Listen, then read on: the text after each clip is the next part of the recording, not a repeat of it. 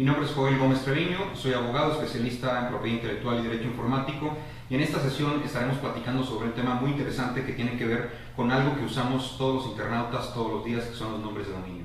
Vamos a entender un poquito sobre cuál es su funcionamiento, cuál fue el objetivo para el cual fueron creados y también, por qué no, cuáles son las problemáticas legales en las que se ven inmersas las compañías cuando intentan llegar a Internet y su nombre de dominio, que es igual a su marca registrada o igual al nombre de su empresa, ya está ocupado y está registrado por algún tercero que no tiene ningún interés sobre ese dominio, y derivado de eso nacen lo que conocemos hoy en día como las disputas de nombres de dominio.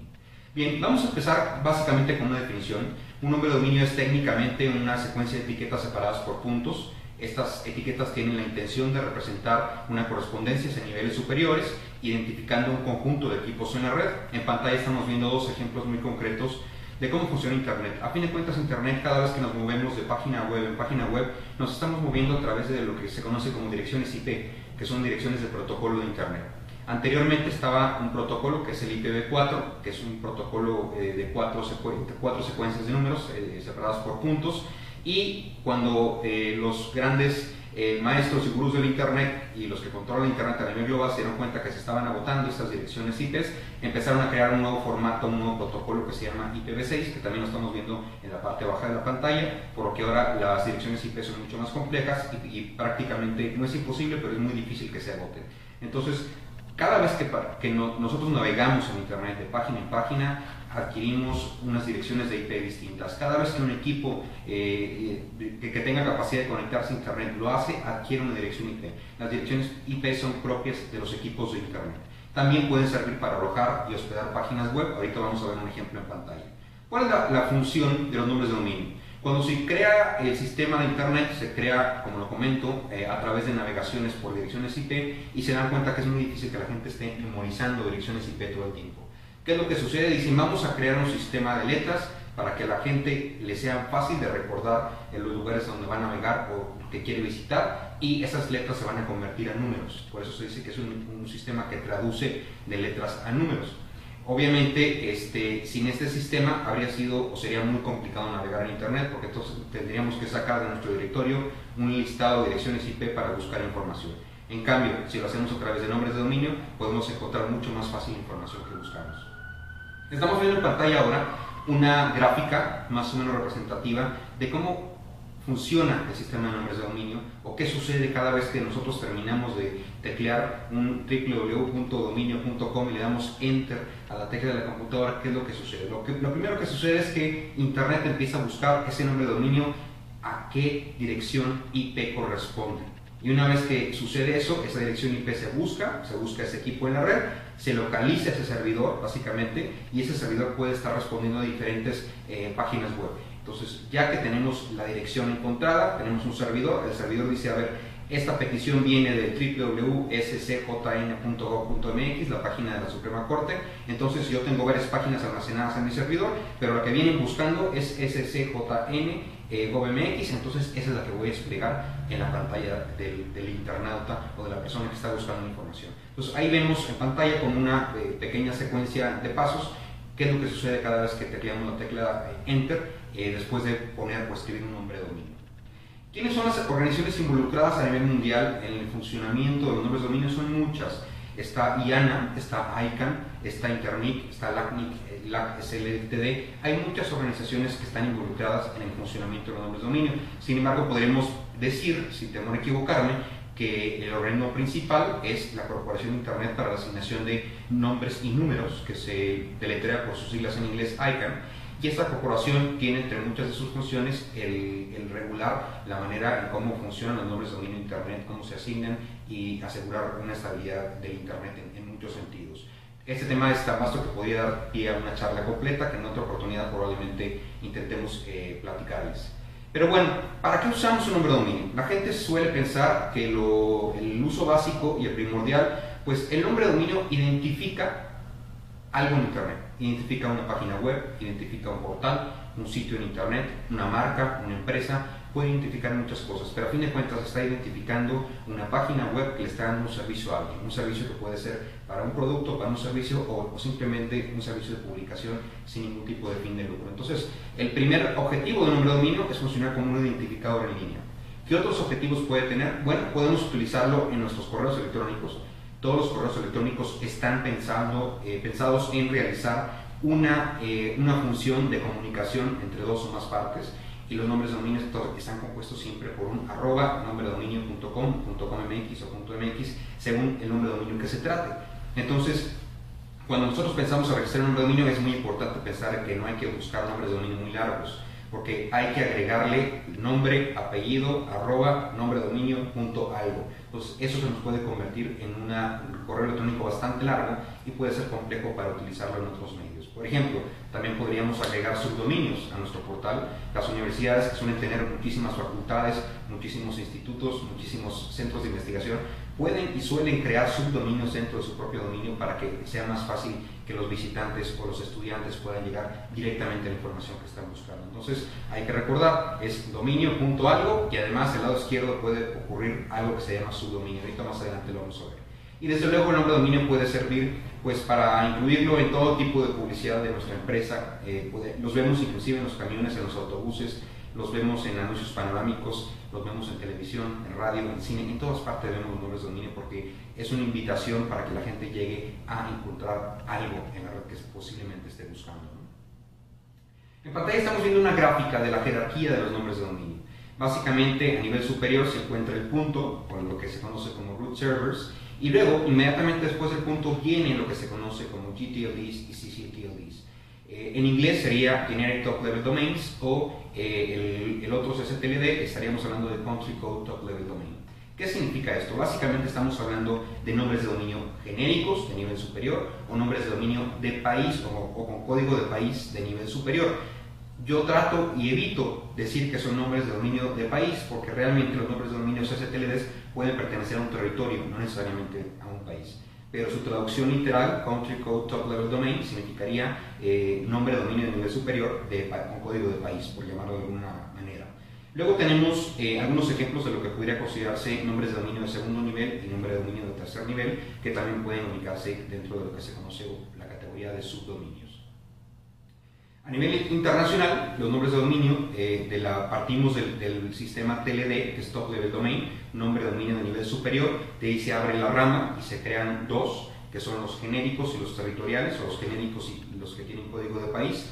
Dentro de los genéricos hay básicamente dos posibilidades: los Sponsored Top Level Domains y los Unsponsored Top Level Domains. ¿Qué significa? Que alguien pudiera tener interés en patrocinar un nombre de dominio de nivel superior, busca los caminos adecuados en ICANN y promueve la creación de un cierto nombre de dominio. Por ejemplo, .museum pudiera interesarle a todos los museos en el mundo, y de hecho existe .museum, .cop, .cat, .asia. Hay varios nombres de dominio patrocinados, y tal vez con el que no haya ninguna duda que es patrocinado, pues es el nombre de dominio XXX, que pese a que es, ha sufrido un proceso muy polémico, finalmente fue aprobado por ICANN y está en funcionamiento. Entonces, esos son los nombres de dominio patrocinados porque alguien tiene algún interés en particular sobre ellos, y se dice que son nombres de dominio patrocinados. Luego están los Unsponsored Top Level Domains, que son los nombres de dominio no patrocinados, que son los que todos conocemos como el .com, el .net, el .gov, .org, por ponerles un ejemplo.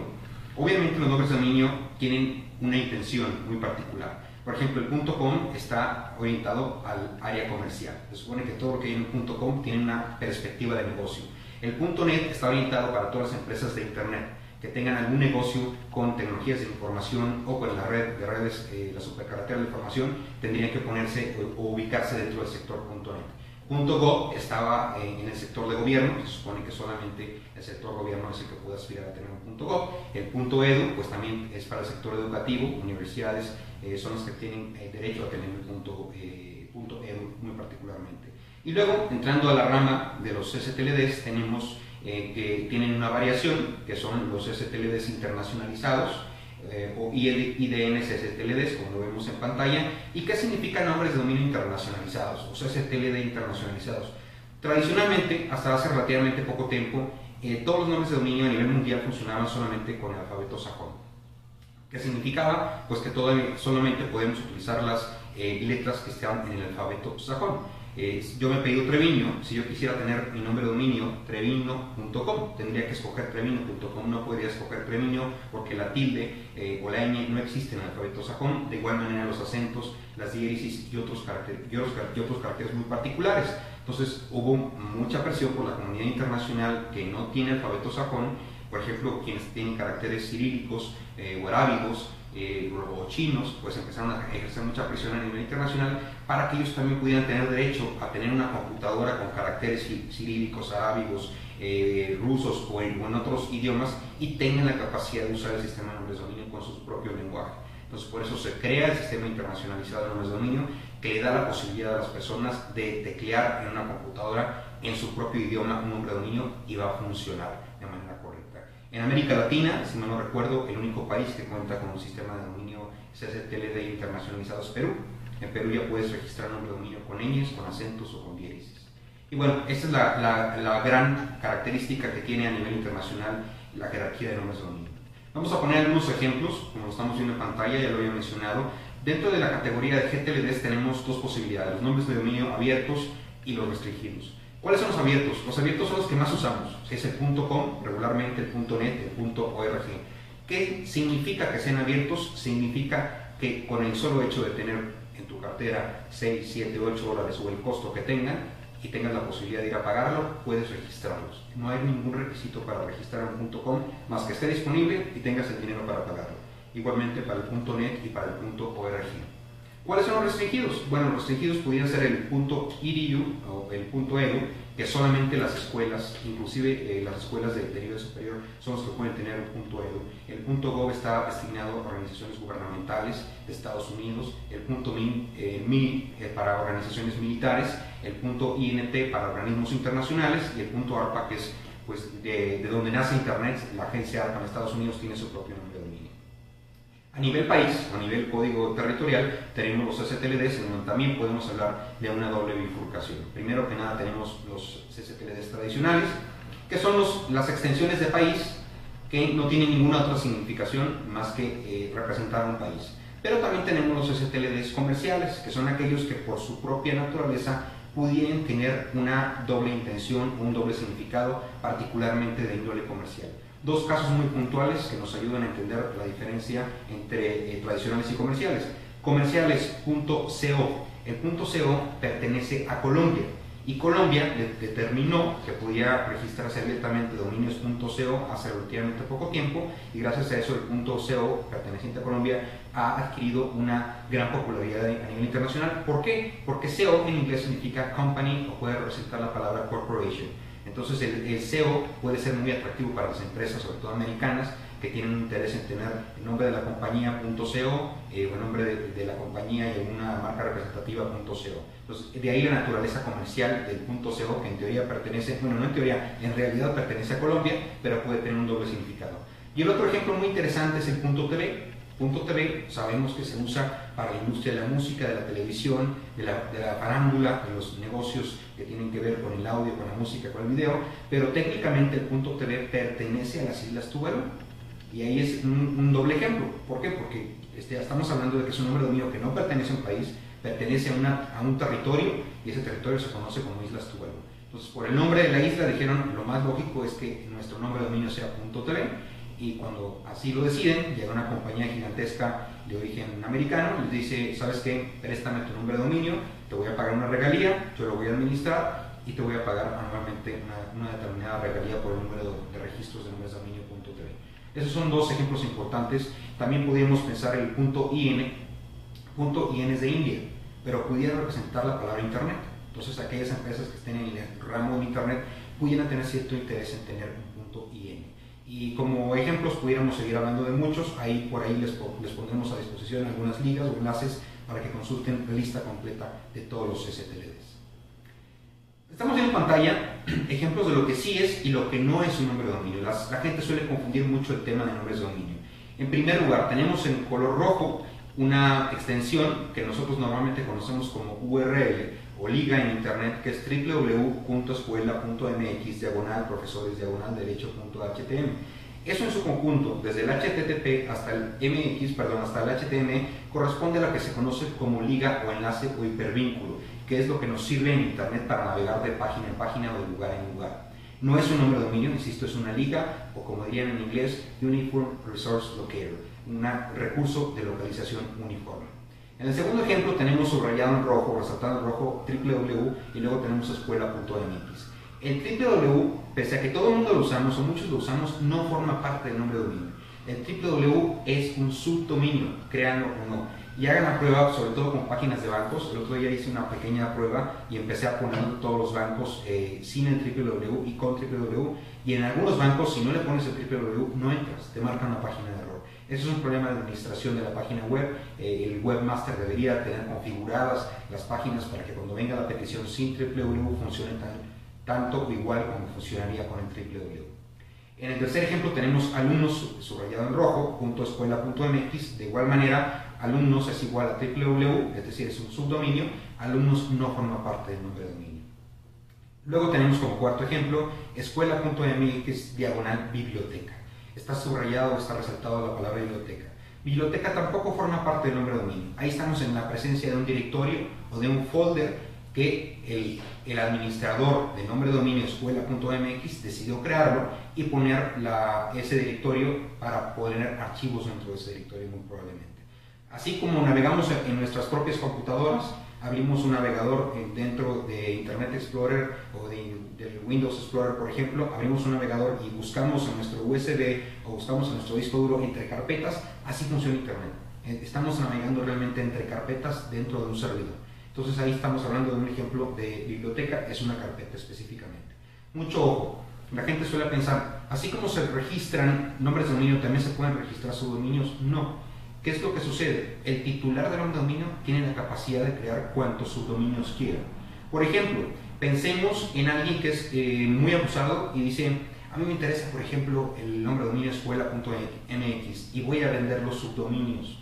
¿Qué implicaría? Pues entonces que la escuela ABC de la esquina tal con cual en la Ciudad de México quisiera tener un dominio en donde se llamara abc.escuela.mx, pues a lo mejor esa persona podría acudir ante esta persona y decirle, me interesa tener un subdominio abc.escuela.mx o itesm.escuela.mx, unam.escuela.mx, en fin, ese tipo de situaciones sí se podrían dar siempre y cuando el titular del nombre de dominio escuela.mx así lo deseara.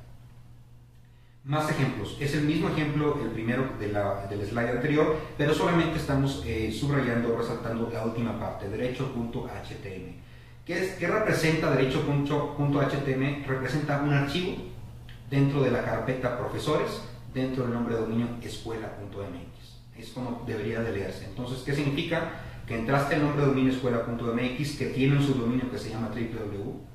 Luego buscamos en el folder profesores y dentro del folder profesores entramos a un archivo muy concretamente que se llama derecho.htm. ¿Qué es HTM? Hypertext Markup Language. Es el lenguaje de hipertexto de Internet. Es con lo que se codifica la mayor parte de las páginas web en Internet.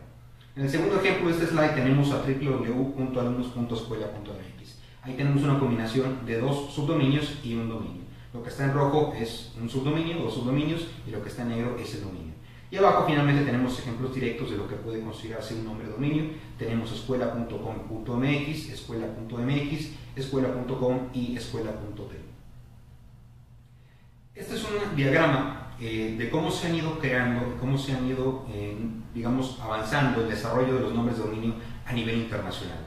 Primero tenemos a los GTLDs originales, los creadores del mundo de los nombres de dominio, que nacen más o menos en marzo de 1994, que son el .com, el .edu, .gov, .int, .mil, .net y .org.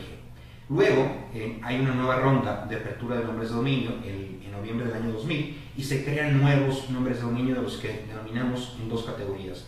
Una, los no patrocinados y los patrocinados. Dentro del sector patrocinado se crea .museum, .hub, .ero y dentro del sector de nombres de dominio no patrocinados se abren en .biz para negocio, .info para cualquier sitio de información, .name para personas físicas y .pro para profesionales. Esa es la intención de estos nuevos nombres de dominio que en aquel entonces se abrieron. Luego, en marzo de 2004 se abre otra ronda y aquí se crean puros nombres de dominio patrocinados. Tenemos ejemplo .asia, .cap, .jobs, .móvil para industria móvil, .post, .tel, .travel y .xx, que es uno de los más polémicos. Y finalmente, hasta hace muy poco tiempo, en abril de 2012, se abre una nueva ronda de convocatoria para crear nuevos nombres de dominio genéricos de nivel superior, que es básicamente otra posibilidad de que sigan abriéndose nuevos nombres de dominio, y el resultado fue sencillamente impresionante. En las anteriores rondas estaban siempre limitadas, estaban muy controladas por ICANN las solicitudes, y en esta última ronda ICANN decide, ¿saben qué? Vamos a hacerla completamente abierta. Quien quiera y tenga en su bolsa $185,000 puede optar por entrar y decir: yo quiero tener mi nombre de dominio que se llame .casa, .carro, .mimarca, .lo que sea. Entonces el resultado fue impresionante. Se crearon 1930 aplicaciones. Esta es un poquito una gráfica de historia, la pueden encontrar en la página de ICANN para que veamos más o menos, es lo mismo que les he estado hablando pero con un poquito de mayor detalle. Y antes de cerrar este primer bloque, les quiero poner en pantalla esto, que son ejemplos de solicitudes de nombres de dominio genéricos que se presentaron ante esta nueva ronda de apertura de nombres de dominio. Los líderes en aplicaciones fueron Google por 101 aplicaciones, se gastó $18.6 millones solamente en aplicar para esos 101 nombres de dominio. Luego le sigue Amazon muy de cerca con 76 nombres de dominio, L'Oreal con 15 aplicaciones, VeriSign con 14 aplicaciones, Microsoft con 11 aplicaciones. La cuota por cada aplicación es de $185,000. Amazon y Google tienen aplicaciones en conjunto, es decir, se están peleando por 21 nombres de dominio iguales.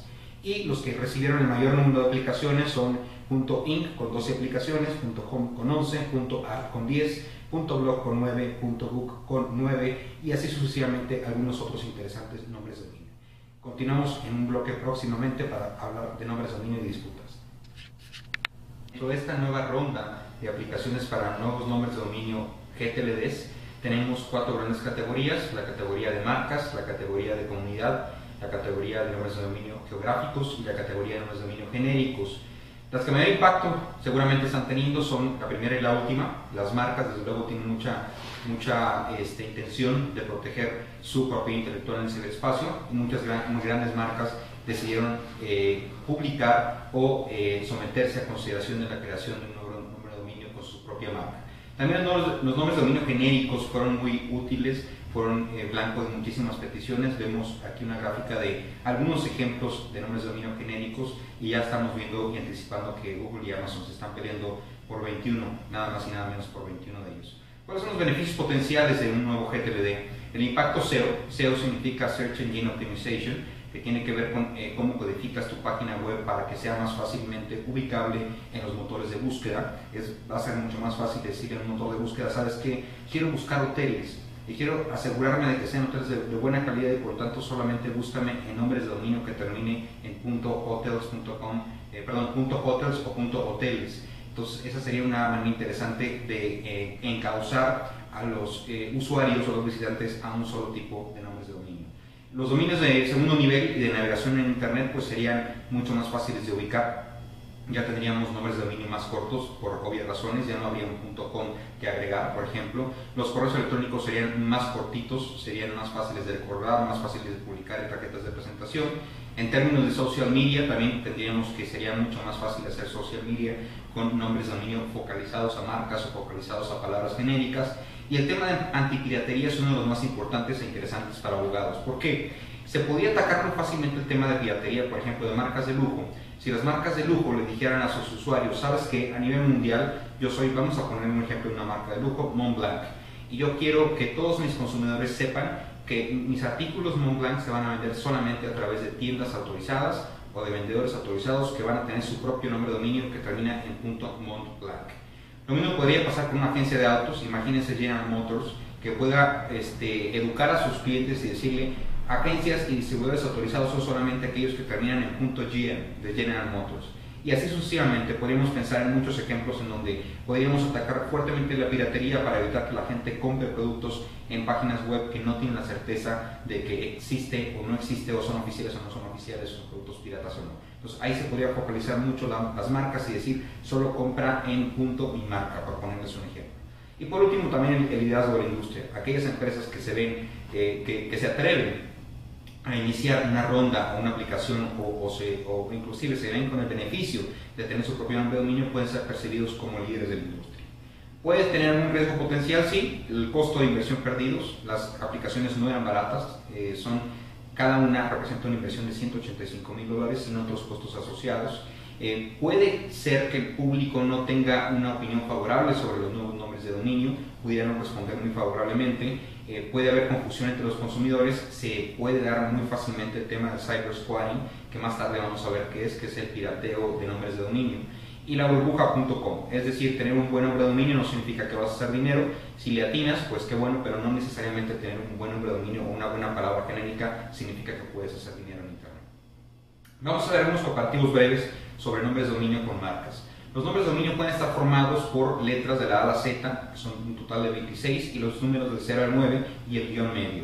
Esto, los nombres de dominio que no son internacionalizados. Ya vimos un poquito que los internacionalizados tienen la posibilidad de tener caracteres en otros idiomas o en otros alfabetos.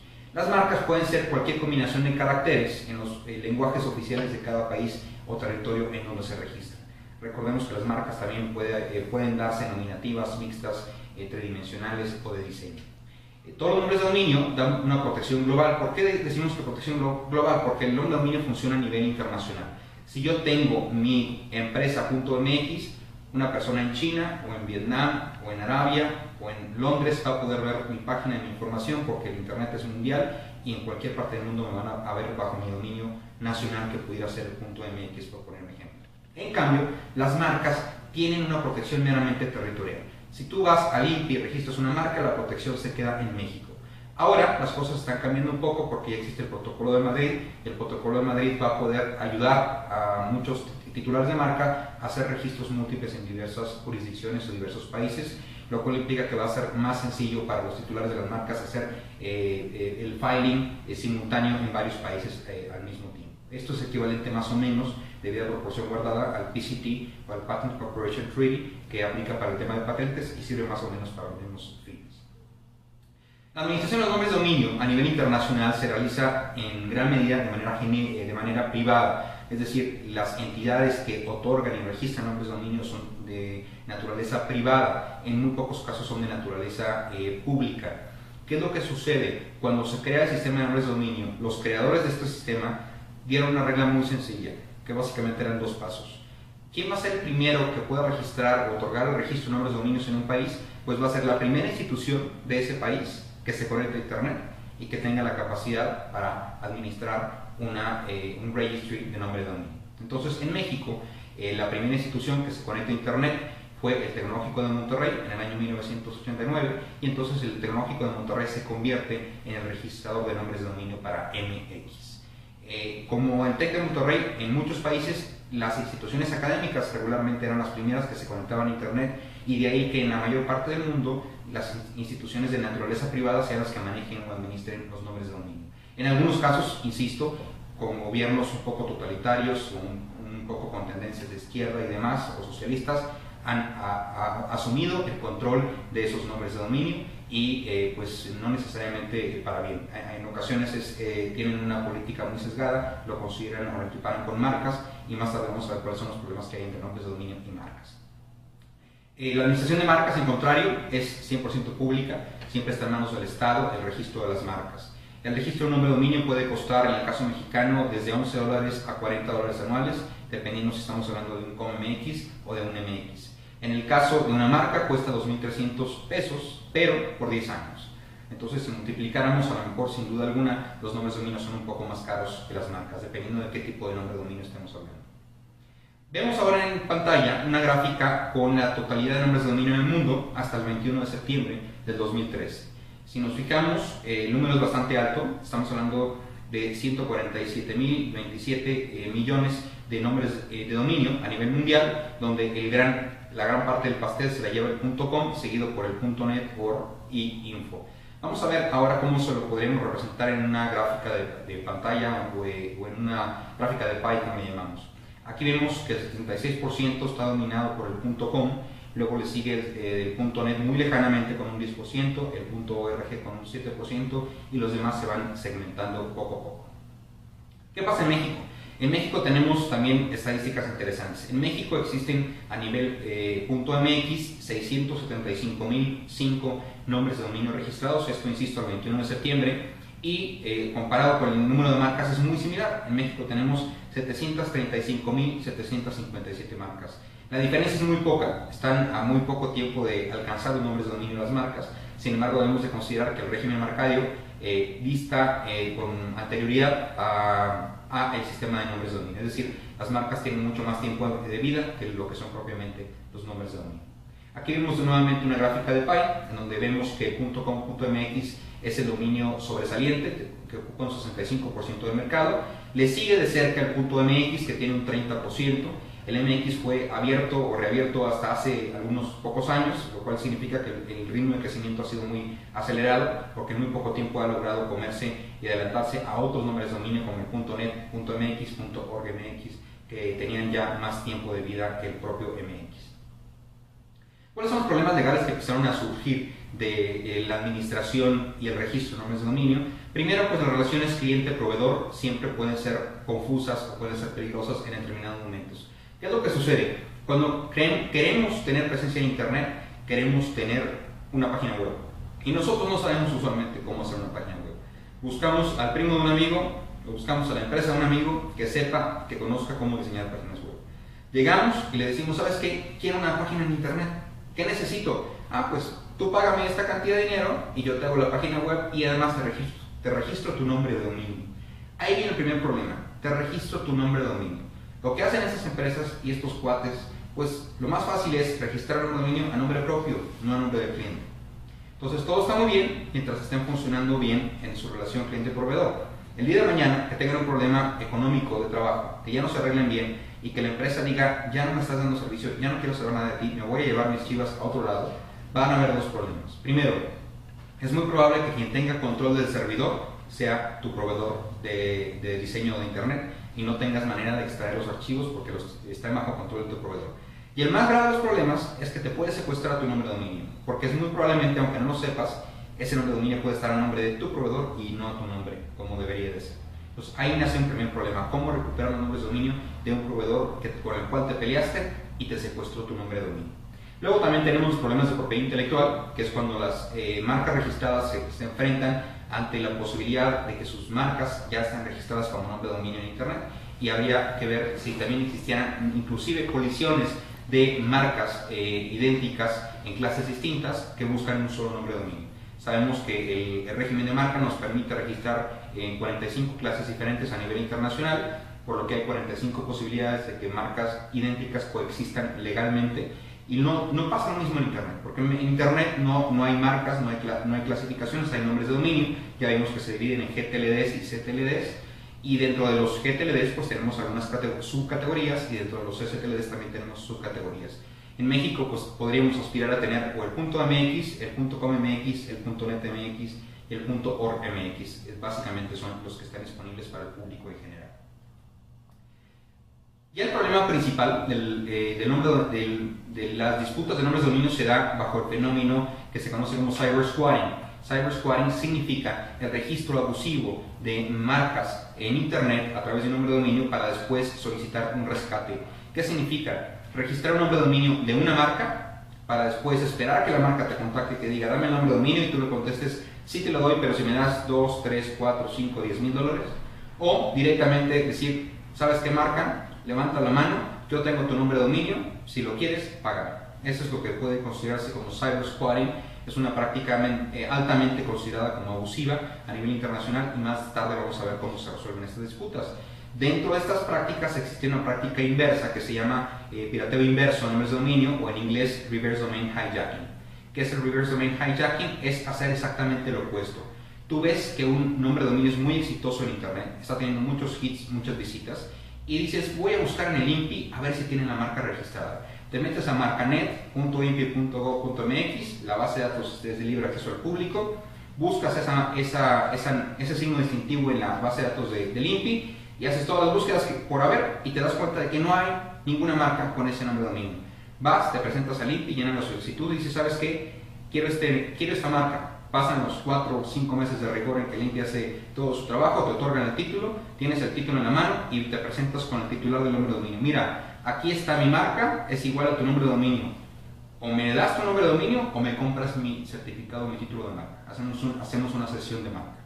A eso se le llama pirateo inverso a nombre de dominio, reverse domain hijacking, y también está altamente penado a nivel internacional a través del mecanismo de solución de disputas, y de hecho el caso más famoso, o uno de los casos más famosos, es el caso de México.com. México.com fue peleado, fue disputado por el gobierno mexicano y perdieron ante la OMPI, el gobierno mexicano, y el panelista que resolvió el caso determinó que había una práctica de reverse domain hijacking, es decir, que el gobierno mexicano había hecho cierta clase de artilugios o ingeniería legal para hacerse de un título de marca que no le era propio para poder pelear o intentar pelear el dominio México.com. Es un caso de estudio muy interesante.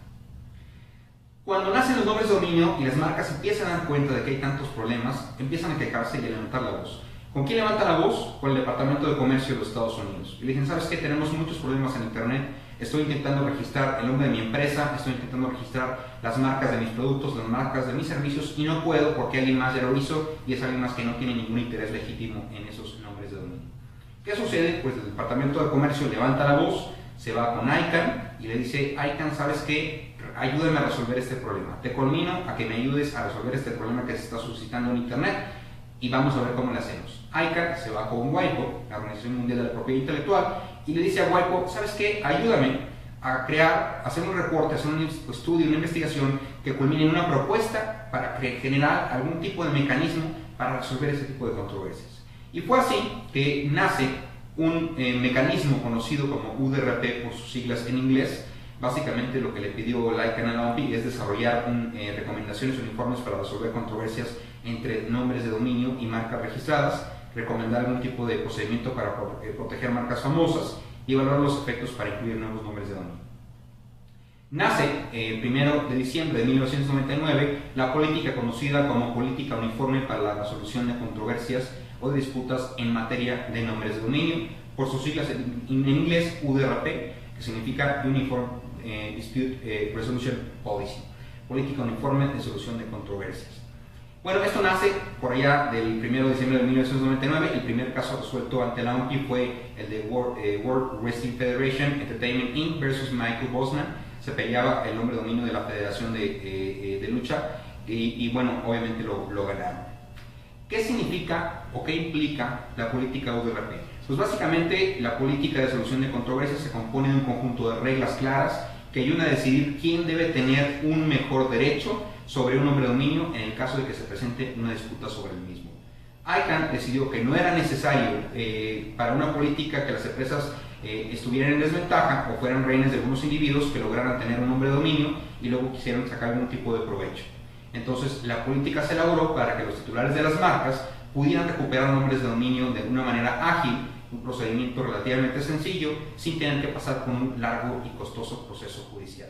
Ese era el objetivo principal del mecanismo o de disputas conocido como UDRP. Ahora, una pregunta muy recurrente que me hacen mis estudiantes y mis alumnos: ¿por qué es obligatorio someterse a esta clase de disputas? ¿Por qué simplemente no me lavo las manos y digo, peleate en tribunales o nos vamos a tribunales? ¿Por qué me tengo que pelear ante este sistema? La respuesta es relativamente sencilla. Todo nace de un deber contractual en cascada.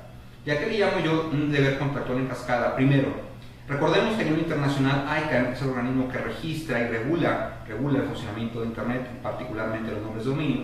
Entonces ICANN decide quiénes van a ser registries en los países, decide quién tiene la capacidad de ofrecer al público nombres de dominio o el registro de nombres de dominio. Y uno de los deberes contractuales que pone ICANN a todos los registries es que adopten el sistema de controversias UDRP en todos sus clientes. Entonces, ¿qué sucede? ICANN le dice al registrar, ¿quieres ser registrar? Sí. Bueno, dentro de tus obligaciones contractuales es la de obligar a tus clientes que se sometan al UDRP en caso de que alguien les pelee el nombre de dominio. Dice el registry, ok, vamos a entrarle, registrar. El registrar genera sus propios términos y condiciones de uso, sus políticas, y como parte de sus políticas está obligado a decirle a los clientes, ¿quieres registrar un nombre de dominio conmigo? Entonces asumes mis reglas. Son contratos a fin de cuentas de adhesión. ¿Cuáles son las reglas? Si alguien se quiere pelear contigo por el nombre de dominio porque cree que tiene un mejor derecho sobre el mismo, entonces te vas a someter a este mecanismo UDRP o LDRP que deja salvo tus derechos. Te puedes después pelear ante cualquier corte, tribunal o juzgado competente, pero de primera instancia te vas a tener que pelear bajo este mecanismo. Entonces, por eso vemos en pantalla una gráfica muy sencilla. Es un deber contractual de cascada que nace del ICANN, lo pasa al registrar, al cliente, luego nace el UDRP y después puede haber tribunales si alguna de las dos partes involucradas así lo desean. Entonces, cuando un solicitante elige un nombre de dominio, el registrante debe declarar y garantizar, entre otras cosas, que el registro del nombre de dominio no infringirá ni violará derechos de terceros, y acuerda someterse a un procedimiento similar al arbitraje, conocido como UDRP, en caso de que cualquier tercero hiciera valer dicha reclamación. Ojo, UDRP no es arbitraje. Se parece al arbitraje un poquito, sí se parece un poquito, pero no es arbitraje. ¿Qué es? Es un mecanismo alterno de solución de controversias ad hoc para nombres de dominio. Vemos en pantalla el total histórico de disputas de uno de los centros de solución de controversias que se llama NAF, National Arbitration Forum. Tenemos que el 21 de septiembre hay un buen número de disputas por año, que por ahí anda cercano a las 2.000 disputas por año en los últimos 3 años muy particularmente. Tenemos el total histórico de la OMPI, tenemos un total de 27.000 disputas en lo que existe o lleva de existencia este sistema de nombres de dominio. El nivel de disputas que tiene la OMPI es más alto que el de NAF, como lo vamos viendo. En total, si sumamos las disputas que tiene NAF más las disputas que ha llevado la OMPI, tenemos un total de 46.770 disputas de 1999 que inició, que es prácticamente año 2000, porque fue el 1 de diciembre del 99 a 2013. Entonces tenemos que en 13 años se han presentado 46.770 disputas solamente dentro de los dos grandes proveedores de solución de controversias, que son NAF y la OMPI.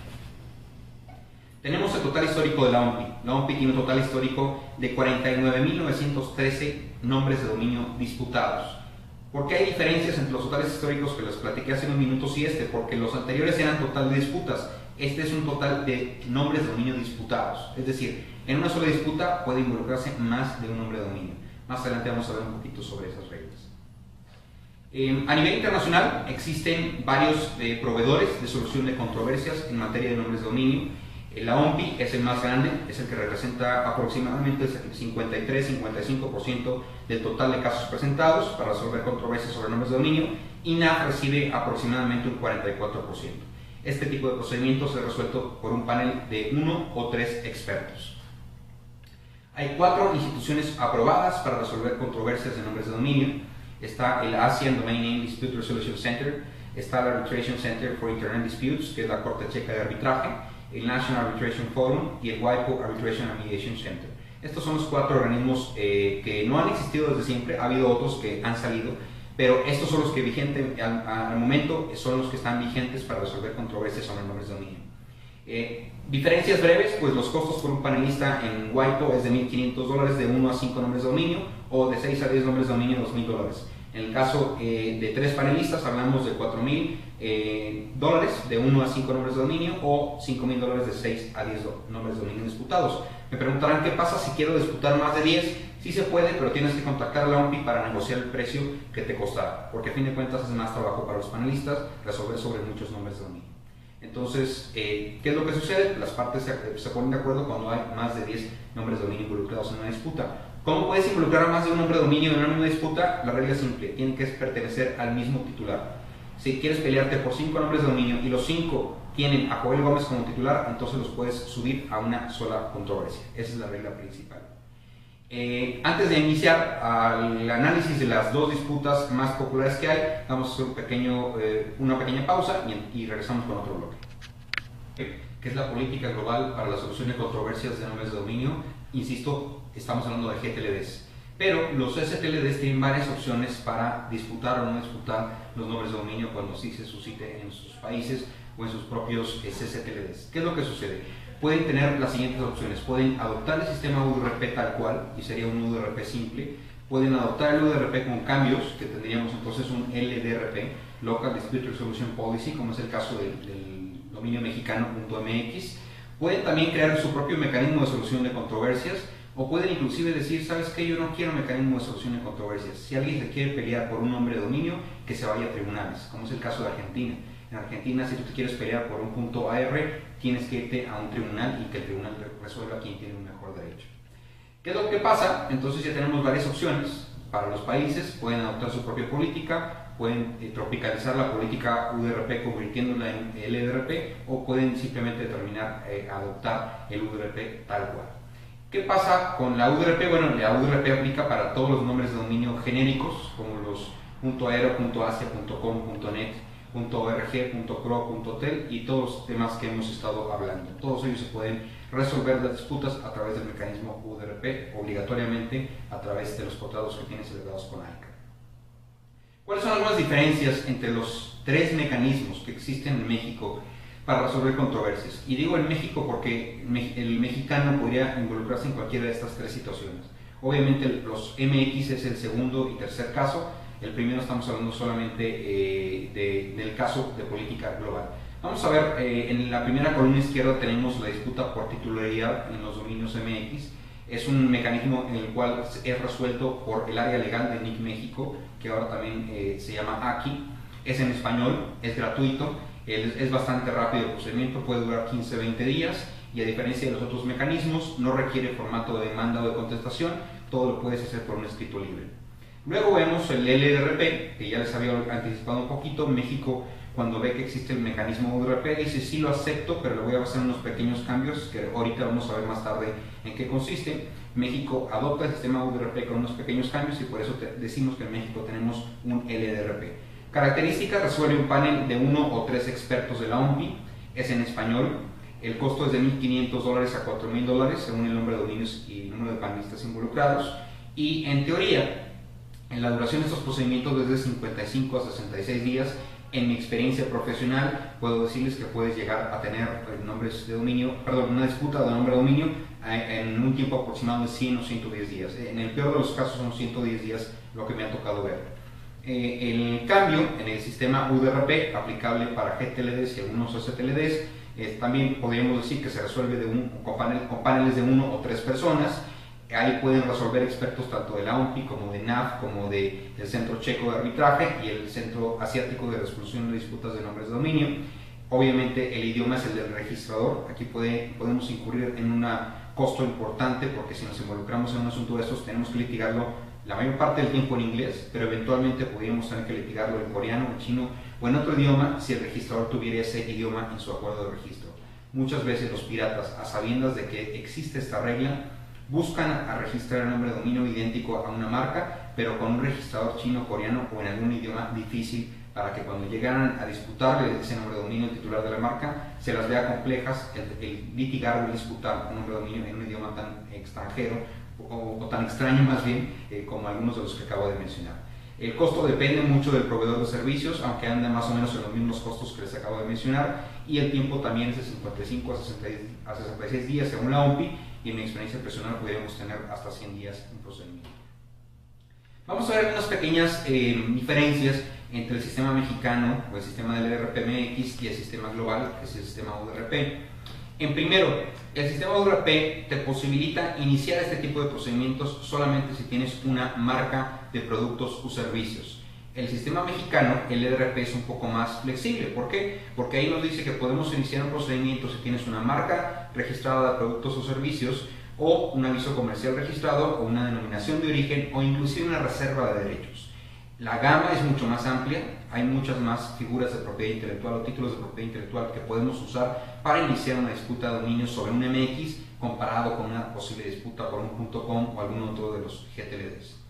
Dentro del desarrollo de la política, lo vamos a ver a continuación, hay unas particularidades como el cambio de una I por una O, lo cual significaría que en la política UDRP tienes que probar no 3, 4 elementos, hay que probar 4 elementos para ser exitosos, mientras la política mexicana solamente tienes que probar 3 elementos.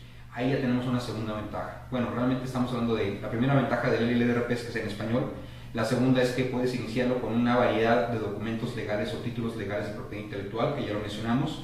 Y la tercera ventaja es que solamente hay que probar 3 y no 4 como la política global. Y por último, también como lo reiteraba, el idioma es un punto muy importante. El UDRP por lo regular es en inglés, el MX o una disputa local en MX siempre va a ser en español. Tenemos en pantalla, y obviamente son letras muy pequeñitas, pero la presentación está disponible para que ustedes la vean en tamaño normal. Tenemos diagrama del procedimiento. Básicamente comentaré algunas de las etapas del procedimiento y los tiempos. Primero tenemos la presentación de la demanda, que digamos es el día 0.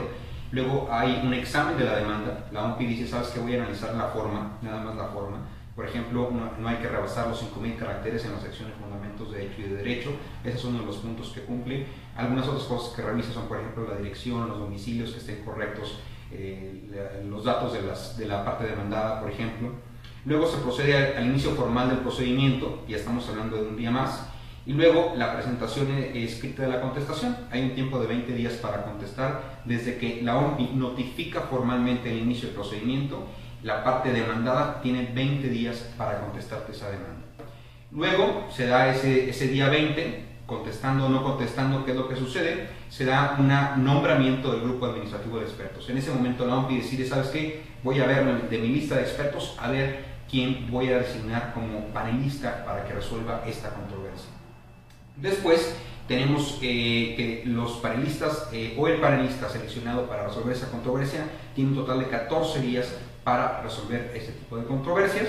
Luego la OMPI se toma aproximadamente 3 o 4 días más para analizar la resolución si no le faltó nada, y finalmente la publica en su sitio web y notifica a las partes involucradas. La notificación es para las dos partes, demandada y demandante. También notifica al registry local, si hubiese un registry local o global, y también se notifica a ICANN. Entonces aquí tenemos un ejemplo de cómo transcurren esos hasta 66 días. Si todo fuese cumplido con estricto rigor, serían 55 a 66 días los que transcurrirían. En la práctica, insisto, podemos llegar a un total de 90 a 100 días aproximadamente. Punto muy importante, no hay que olvidar que la política UDRP y las políticas LDRP son las únicas. No hay que pensar que son las únicas para resolver controversias. Hay varias, y tal vez podríamos decir muchas políticas más para resolver controversias sobre nombres de dominio. En pantalla estamos viendo bastantes. Tenemos la global, la UDRP, tenemos USDRP, USNDP, el Rapid Evaluation Service y muchas otras más políticas que existen actualmente para resolver otro tipo de controversias de nombres de dominio. Y a raíz de la nueva entrada de los nuevos o posibles nuevos nombres de dominio, los nuevos GTLDs, también se crearon nuevos sistemas de solución de controversia como el Legal Rights Objections, el Trademark Clearinghouse, el Uniform Rapid Suspension System. También sigue existiendo desde luego el UDRP y otros procedimientos más que existen. Entonces no hay que olvidar, el UDRP es el más popular, es el más grande, el más famoso, pero no necesariamente es el único que existe. Hay más maneras de resolver controversias de nombres de dominio. En su presentación tendrán disponibles una buena cantidad de documentos que pueden ustedes consultar para, si quieren profundizar sobre el tema, tendrían que consultar todos los documentos que tengan ahí en pantalla. Finalmente llegamos a la etapa de cierre de este segmento de disputas de nombres de dominio. Tenemos lo que sucede en México. México tiene dos posibilidades, una disputa por titularidad y otra disputa por marca registrada.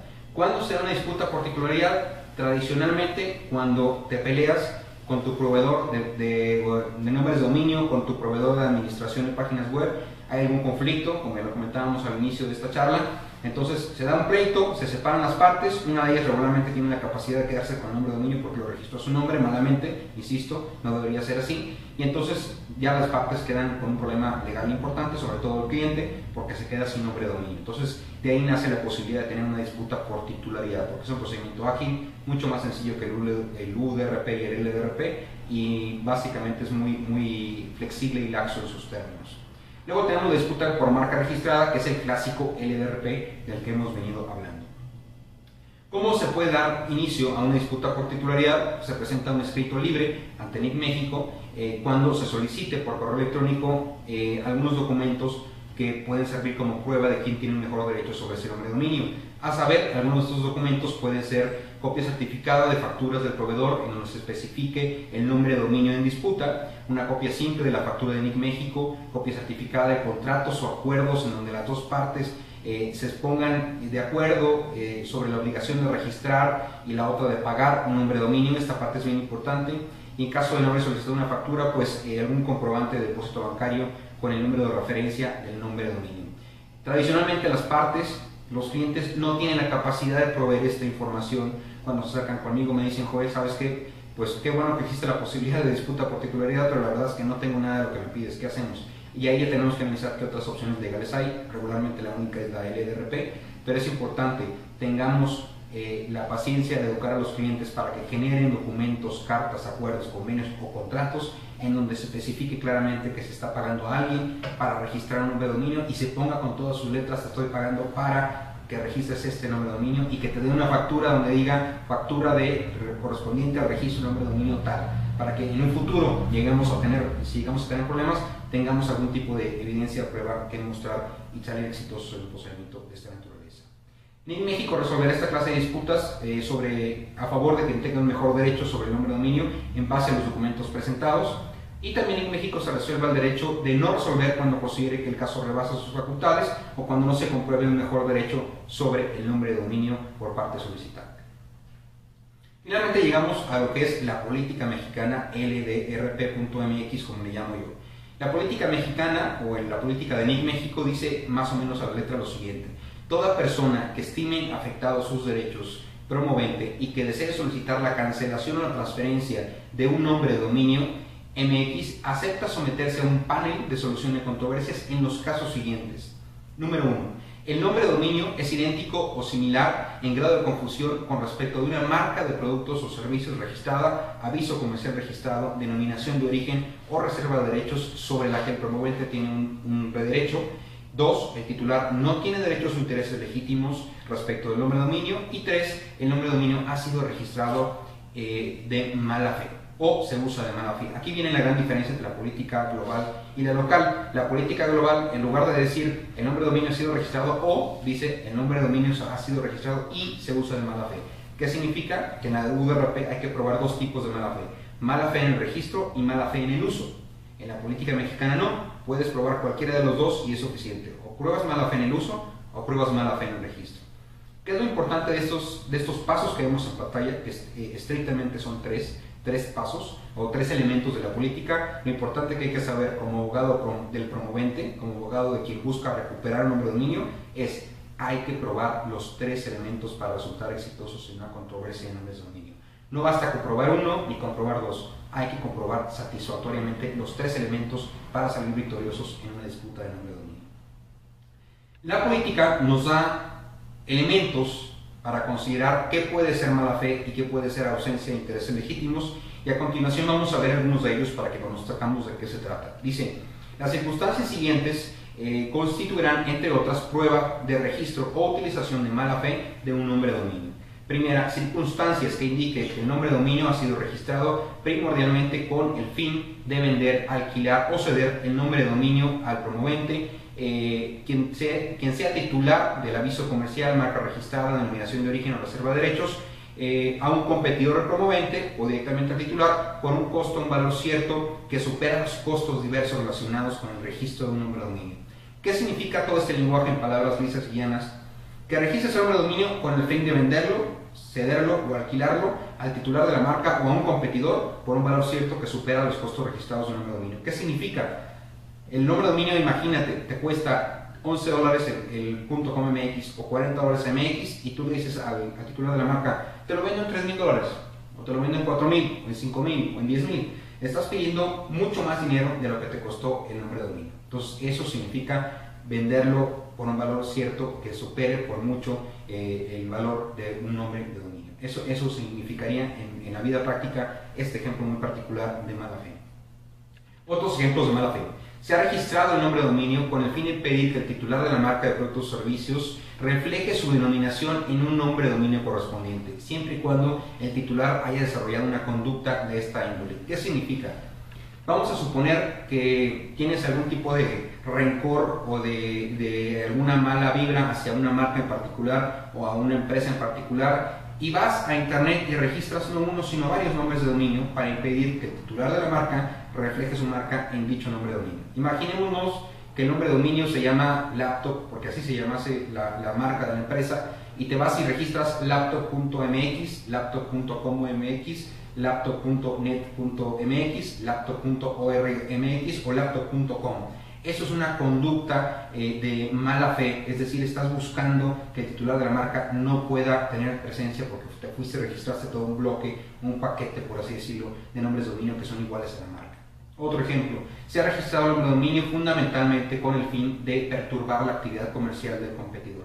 Esto, aunque no lo crean, sucede. Yo no lo creía, hasta hace poco llegó un cliente conmigo y me dice: Joel, si tú tecleas el nombre de mi página, si tú tecleas el nombre de mi empresa, se abre la página y se va a la empresa de mi competidor. ¿Qué hago? Bueno, este es un ejemplo claro. Si tú registras el nombre de tu competidor como nombre de dominio y mandas a las visitas a tu página web, estás claramente incurriendo en esta conducta conocida como perturbar la actividad comercial de un competidor. Otro ejemplo más de mala fe: cuando se usa o se ha usado el nombre de dominio de manera intencionada con el fin de atraer, con ánimo de lucro, usuarios de internet a un sitio web, creando la posibilidad de que exista confusión con la denominación del promovente en cuanto a la fuente, patrocinio, afiliación o promoción del sitio web o sitio en línea de un servicio o producto, o bien jurídicamente tutelado por alguna reserva de derechos que figuren en el sitio web o sitio en línea. Clásicamente un ejemplo de esto es crear una página y que la gente se confunda sobre la posible afiliación de esa página con otro tipo de información.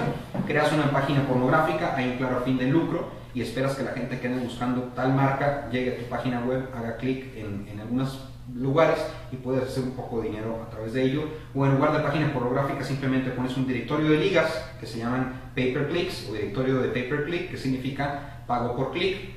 Los anunciantes te van a pagar por cada persona que haga un clic a cada uno de sus anuncios. Tú vas a recibir a lo mejor centavos de dólar, pero esos centavos de dólar, si los multiplicas por todas las visitas que recibes y todos los que hacen clic, se va haciendo un buen dinerito. Entonces esa es la otra posibilidad: hacer creer que la página tiene algún tipo de afiliación. Por ejemplo, el caso del Grupo Modelo, que más tarde lo vamos a platicar muy brevemente. Cuando ustedes entraban a grupomodelo.com, era una lista de productos relacionados con la cerveza, con la industria, con los bares, con fiestas, con diversión, con cebada y con todo lo que tenga que ver con ese tipo de productos o servicios. Ahí claramente estaríamos ante un ejemplo como el que acabamos de mencionar. Luego viene la posibilidad de demostrar derechos o intereses legítimos. Y dice la política: se demostrarán derechos o intereses legítimos sobre el nombre de dominio cuando se presenten cualquiera de las siguientes circunstancias enunciativas más no limitativas. Primero, cuando antes de haber recibido cualquier aviso sobre la controversia, se ha utilizado el nombre de dominio o se han efectuado preparativos demostrables para su utilización en relación con una oferta de buena fe de productos y servicios. ¿Qué significa? Antes de que te enteraras de que te iban a demandar o te querían quitar el nombre de dominio, tú ya estabas haciendo un uso legítimo de un nombre de dominio. Ejemplo rápido, muy ilustrativo: hace muchos años trabajé yo para Cigarrera Moderna, lo que hoy es British American Tobacco. Se acerca conmigo uno de los gerentes de la marca Boots y me dice: Joel, quiero poner a Boots en internet, pero resulta ser que entro y ya está ocupado por alguien más. Por favor, recupérame este nombre de dominio. Voy a la computadora, me meto a internet, le pongo www.boots.com.mx y se abre una zapatería. Obviamente la zapatería vende zapatos, vende botas y tiene un interés legítimo perfectamente sobre el término Boots. Oye, pero que no tiene la marca, no importa que no tenga marca Boots. El señor vende botas, vende zapatos, tiene una zapatería, tiene legítimo derecho a tener la palabra Boots como un nombre de dominio. Eso es un claro ejemplo de tener un uso previo con un fin de buena fe, una oferta de buena fe de productos o servicios. Otro ejemplo de ausencia de derechos o intereses legítimos: cuando el titular, en calidad de particular, empresa o organización, ha sido conocido comúnmente o por el nombre de dominio, aun cuando no haya adquirido ningún derecho marcario o de propiedad intelectual de ninguna otra naturaleza. Ejemplo rápido: hace algún tiempo se suscitó un pleito sobre el portal o sobre el nombre de dominio penguin.com, lo que es pingüino en inglés, y hay una marca muy popular, Penguin, en Estados Unidos, y esta marca decide demandar al titular porque el titular tenía penguin.com. ¿Y qué creen que fue lo que contestó el titular? El titular contestó de manera muy sencilla y probablemente sin ayuda de abogado, y dijo: a mí me dicen pingüino desde chiquito. Desde la primaria me decían pingüino, en la secundaria me decían pingüino, en la prepa me decían pingüino.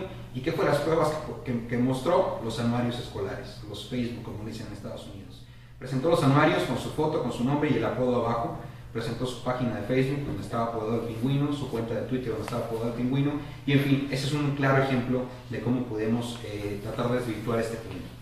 Otro punto: cuando se hace un uso legítimo y legal no comercial del nombre de dominio sin intención de desviar a los consumidores de manera equivocada o de empañar el nombre de la marca, de productos o servicios con ánimo de lucro. Cuando haces un uso leal y legítimo, como los ejemplos que acabamos de mencionar, puede ser otra razón por la cual tú puedas salir victorioso si alguien te demanda por ese tipo de situaciones. Y pues bien, amigos, estamos llegando al final de la presentación. Aquí tenemos un resumen de algunos de los casos que nos ha tocado llevar en la firma. No hay tiempo para comentarlos todos, pero queda a sus órdenes para cualquier duda o comentario. Muchísimas gracias, su servidor Joel Gómez.